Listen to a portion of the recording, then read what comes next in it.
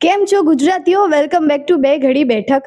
અને છેલ્લા 2-5 વર્ષથી છે ને એક ઇન્ફ્લુએન્સર તરીકેની એક બહુ જ સરસ કરિયર લાઈન ગ્રો કરી રહી છે. પણ ઓન સ્ક્રીન જેટલી જ સુંદર હોય ને, ઓફ સ્ક્રીન પાક્કું એ ઘણી બધી મહેનત લેતી હશે. અને એ બધાની વાતનું કોઈ ડિસ્કશન કોઈ સાથે કરવું હોય ને, એના માટે એક જ પર્સન એટલે રેન્સી પીઠાડિયા. એમને મળીએ, એમને બહુ જ બધા પ્રશ્નો પૂછીએ. તો સૌપ્રથમ તો કેમ છો મેમ? એકદમ મજામાં. હવે જે મેં ઇન્ટ્રોડક્શન આપ્યું એવી જ રીતના વાત કરીએ. પહેલો મારો પ્રશ્ન એવો કે જ્યારે તમે કીધું તમારા ઘરે કે મારે મોડલિંગ કરવું છે કેવી રીતે, તો તમારા મમ્મી પપ્પાનો કેવો સપોર્ટ હતો? ફર્સ્ટ રિએક્શન તો એ લોકોનું જોવા જેવું હતું કે લાઈક વોટ ઇઝ ધીસ એમ કે મોડલિંગ કરવા માટે કોઈ પણ પેરેન્ટ્સ બહુ જલ્દીથી હા નથી કરી દેતા હોતા. એના પાછળ તમારે એને મનાવવા માટે ખાસી મહેનત લગાવવી પડે છે. પણ એક સમય એવો આ છે કે જ્યારે તમને સામેથી જ સપોર્ટ કરે એટલે મહેનત તો માગે છે બસ. તમારે પેરેન્ટ્સને મનાવવા તો પડશે જ. હવે તમારું બહુ જ ફેમસ નામ એટલે કે ગુજ્જુ કેટરીના. તો શું આ કેટરીનાના જીવનમાં કોઈ વિકી કૌશલની એન્ટ્રી થઈ છે? બહુ બધા મને આ ક્વેશ્ચન કરે છે, પણ ના, હજુ સુધી તો કોઈની એવી એન્ટ્રી થઈ નથી. પણ હા, મારા જે ફેમનો જે પ્રેમ છે એને જોતા હું એવું કહીશ કે કદાચ જો કોઈ આવશે ને તો હું પહેલા જાણ તમને લોકોને કરીશ, પછી મારી ફેમિલીને કરીશ. ચલો, વિકી કૌશલ નહીં પણ સલમાન ખાન ખરો? સલમાન ખાન તો નથી, પણ વન સાઇડેડ લવ વાળા બિચારા બહુ બધા છે જે અમુક મારા સુધી પહોંચી નથી શકતા અને અમુકના મેસેજીસ મને પહોંચી જાય છે. પણ હું એ લોકોને મારા તરફથી બહુ પ્રેમ આપું કે ચલો ઠીક છે, તમે મારા સાઈડથી પણ તમને પ્રેમ એમ. એક છોકરીઓ જ્યારે લોકોના મગજમાં આવે ને એટલે એમ શાંત ને ભોળી ને એવી રીતે. તો રેન્સી ક્યારેય બી આમ ઝઘડાલું કે બચપનમાં ક્યારે એવું કંઈક થયું એવું કંઈ ખરી? હું તો રોવા માંડતી. મને કોઈ કંઈક કહે ને તો હું તરત રોવા લાગતી. અને હાલની તકે બી એવું થાય કે કોઈ મને બોલે ને તો મને તરત રોવા આવી જાય. એટલે હું ઝઘડી ના શકું કોઈના સાથે. તમને કોઈ વસ્તુની બીક લાગે ખરી? કે જેમ કે જનરલી ભૂતોની બીક લાગતી હોય કેવી રીતે, કે પેલું કોકરોચ અને ગરોળી વાળું કે એવું કશું?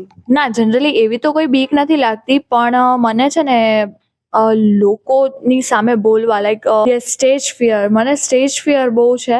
અને મને હાઇટ ફોબિયા પણ છે. સ્ટેજ ફિયર મને બહુ છે. હું લોકોની સામે બોલી ના શકું. એક એવી વસ્તુ જે તમારે કરવી હોય આગળ તમારી લાઈફમાં, કે પાસ્ટમાં બી કરી હોય એનો અફસોસ, તો એ કઈ હશે? એઝ અ ગર્લ તરીકે જોવા જઈએ ને તો એક હું છૂટછાટ વાળો પોઈન્ટ લઈશ કે સમાજ છે ને એમ કહી દે કે ચલો છોકરી છે તો આને આ ફ્રીડમ નહીં, રાત્રે આટલા વાગે બહાર નહીં જવાનું, આ તે હું એ વસ્તુને નેગેટિવ પોઈન્ટ તરીકે લઉં છું. અને પોઝિટિવ રીતે એ જ વસ્તુને હું જોવા જાઉં ને તો પાછું મને એમ પણ થાય કે ચલો આપણી સેફટી માટે છે કે આપણે સારા માટે છે, કેમ કે હમણાં બહુ બધા કિસ્સાઓ બને પણ છે. તો બંને રીતે એને જોઈ શકાય, પોઝિટિવલી અને નેગેટિવલી, બંને રીતે. તમારા હોબીઝ શું છે? મને સિંગિંગ કરવું બહુ ગમે છે. આઈ ડોન્ટ નો હું કેવું કરું છું, પણ મને ગમે છે બહુ. અને મને ટ્રાવેલિંગ કરવું બહુ ગમે છે. Favourite destination? મસૂરી. ઇન્ટરનેશનલી કોઈ ફેવરેટ ડેસ્ટિનેશન? દુબઈ નહીં, પણ હું ફ્રાન્સ જવા માંગીશ. નાઇસ. એક ગર્લ તરીકે બાકી બધી ગર્લ્સને એક મેસેજ આપવો હશે તો એ શું આપશે? ઓનેસ્ટલી તમે તમારી દિલનું સાંભળો, તમારું મન જે કે એ તમે કરો. પેરેન્ટ્સ ના પાડે તો એક વખત એને બેસીને સમજાવો કે એકચ્યુઅલી લોકો જે કહેતા હોય ને એવું ખરેખર હોતું નથી. આપણે જ્યારે કોઈ પણ વસ્તુમાં ઊંડા ઉતરીએ ને ત્યારે જ એની સાચી ખબર પડે. તો લોકોનું કામ તો છે બીવડાવવું, પણ તમારે તમારા પેરેન્ટ્સને પોઝિટિવ પોઈન્ટ ઓફ વ્યૂથી કઈ રીતે હેન્ડલ કરવા કે તમારે એમાં કઈ રીતે આગળ ગ્રો કરવું એ તમારા પર છે. તો તમે કરી જ શકો છો. ઇન્ફ્લુએન્સર તરીકેનો એક માઇનસ પોઈન્ટ હશે તો એ શું હશે? બેઝિકલી હું જોવા જાઉં ને તો હું છું મોડલ, પણ બધા પોઈન્ટ્સ અલગ અલગ છે. મોડલ વસ્તુ અલગ છે, ઇન્ફ્લુએન્સર અલગ છે, કન્ટેન્ટ ક્રિએટર અલગ છે અને એક્ટર, આ બધી વસ્તુઓ બહુ અલગ અલગ છે.